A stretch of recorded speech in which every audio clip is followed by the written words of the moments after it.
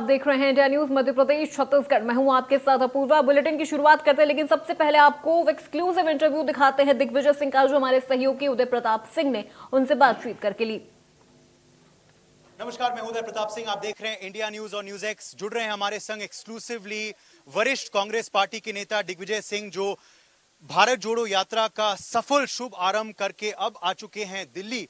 Congress president के race में अपनी दावेदारी उन्होंने अब ठोकी है।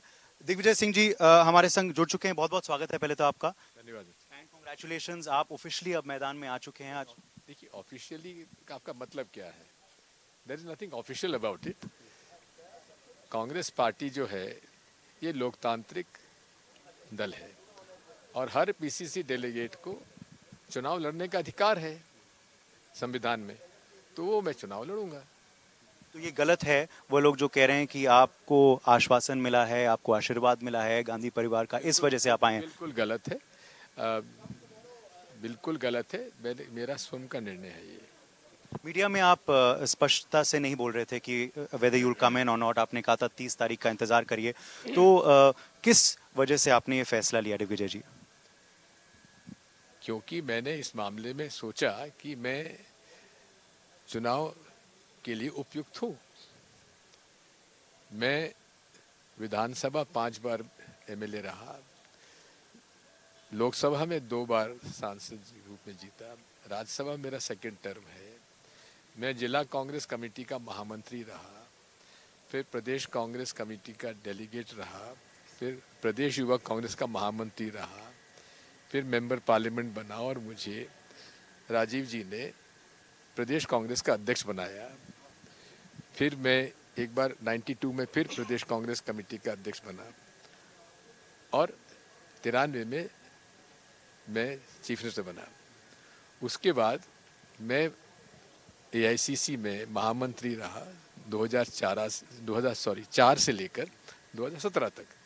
तो मेरे पास अनुभव है, इसलिए मैंने समझा कि मैं उपयुक्त व्यक्ति हूँ।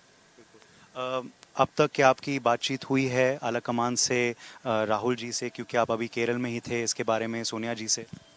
मेरी इस बारे में किसी से कोई बातचीत नहीं हुई है। जब उन्होंने कह दिया कि हर व्यक्ति चुनाव लड़ने के लिए तैयार है, तो मैं तैयार हूँ।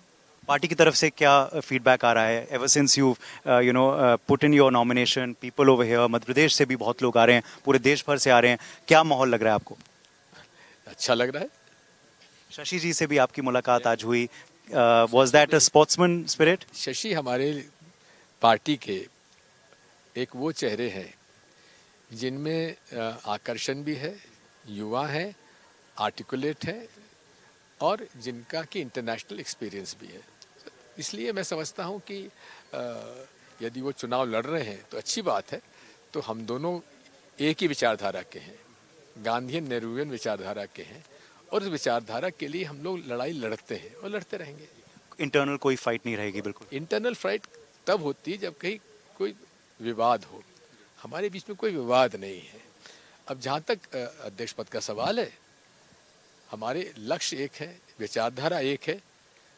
अध्यक्ष पद के चुनाव लड़ने का सबको अधिकार है, इसलिए चुनाव लड़ रहे हैं। आखिरी 2 सवाल आपसे। एक, क्योंकि आपने कहा ये बहुत अहम लड़ाई है, जैसे आपने ट्वीट भी किया फैशिज्म के खिलाफ और भी बहुत इश्यूज के खिलाफ जो इस वक्त देश में चल रहे हैं, क्या वो मुद्दे हैं जो आप उठाएंगे दिग्विजय जी आने वाले कुछ दिनों में? पहली बात तो ये है कि भारत जोड़ो यात्रा को हमें सफलता से पूरा कराना है। ये मेरी प्रथम और सबसे महत्वपूर्ण जिम्मेदारी है। चाहे मैं अध्यक्ष बनूं ना बनूं, लेकिन मेरी प्राथमिकता भारत जोड़ो यात्रा की सफलता है और मैं उसके लिए जी जान लगाई है मैंने, और आगे भी लगाता रहूँगा जब तक कुछ श्रीनगर ना पहुँच जाए सफलता से। और हम ये भी माने कि बीजेपी के खिलाफ भी, क्योंकि आप हमेशा खड़े रहे हैं वफादारी से, तो वो मुद्दे भी उठेंगे, क्योंकि पार्टी को एक मजबूत सिपाही चाहिए। जैसे आप कह रहे थे this is a important fight right now, जो आप सब इंटरनली लड़ेंगे, तो आपको लगता है कि पार्टी को एक मजबूत सिपाही चाहिए और आप में वो पाएंगे? अब ये तो आकलन पार्टी करती है, कौन मजबूत है कौन मजबूत नहीं है, लेकिन जो मुझसे बनता है मैं एक छोटे से कार्यकर्ता के नाते मैं पूरा करता हूँ। बीजेपी की तरफ से बयानबाजी शुरू हो गई है। हाँ, वो तो स्वाभाविक है, वे मेरे खास मित्र हैं। आखिरी सवाल आपसे, जैसे आपने कहा कि आप एक चीज यू विल इंश्योर कि भारत जोड़ो यात्रा आपकी गैर मौजूदगी में भी सफल रहेगी? नहीं, मैं गैर मौजूद नहीं रहूँगा। मुझे कैंपेन करने कहीं जाना नहीं है। मेरी भारत जोड़ो यात्रा में ही मैं जो कुछ कर सकूंगा करूंगा। हाँ, पत्रों चिट्ठी के माध्यम से, टेलीफोन के माध्यम से, मैसेजेस के माध्यम से मैं संपर्क करने की कोशिश करूंगा। क्या आपको उम्मीद थी जब आपने पहली बार राजनीति में कदम रखा कि एक दिन दिग्विजय सिंह जी सबसे सर्वोत्तम पद के लिए नामांकन दाखिल करेंगे कांग्रेस पार्टी के अध्यक्ष के लिए? मैं बहुत छोटा सा कार्यकर्ता रहा हूँ कांग्रेस का और सदैव रहूंगा, लेकिन इस पार्टी में जिसके अध्यक्ष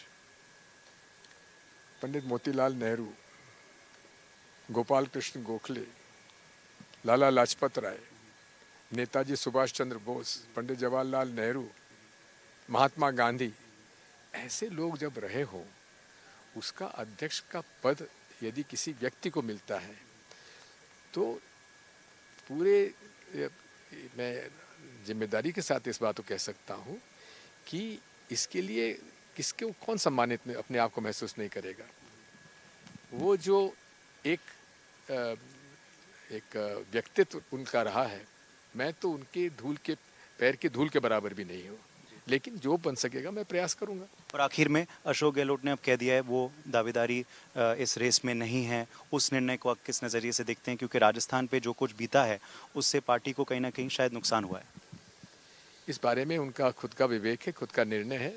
मैं उनसे समय मैंने मांगा है, जैसे ही समय देंगे मैं उससे जाकर मिलूंगा। बहुत बहुत शुक्रिया और शुभकामनाएं आपको Digvijay ji. It's gonna be a tough race and we will follow you. Thank you. Cameraman Ajay Kumar के संग उदय प्रताप सिंह, इंडिया न्यूज़ और न्यूज़ एक्स, दिल्ली।